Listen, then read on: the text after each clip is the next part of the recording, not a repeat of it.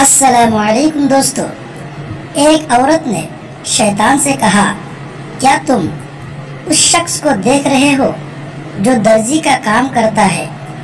کیا آپ اس کی بیوی کو طلاق دینے کے لیے منتیں کر سکتے ہیں؟ شیطان نے کہا، ہاں اور یہ سادہ بات ہے۔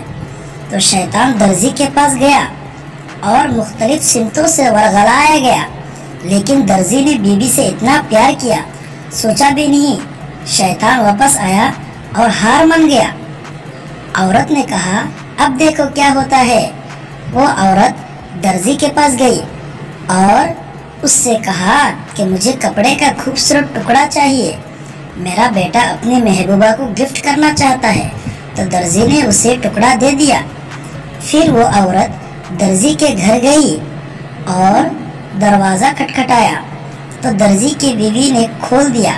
تو عورت نے اس سے کہا، میں آپ کے گھر میں حاجت کے لیے آنا چاہتی ہوں۔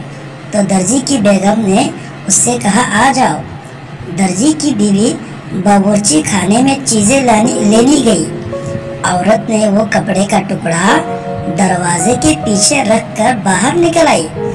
درزی گھر آیا تو کپڑا دیکھا تو فوراً یاد آیا اور اپنے بیٹے کے مالکن کے بارے میں عورت کی کہانی یاد آئی، لہٰذا اس نے اپنی بیوی کو فوراً گھر سے نکال دیا۔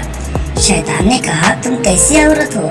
عورت تو تم معصوم ہوتی ہو، تم تو مجھ سے بھی زیادہ شر دماغ رکھتی ہو۔ عورت نے کہا، انتظار کرو، میرے اچھے اعمال بھی دیکھو۔ شیطان نے کہا، کیسے؟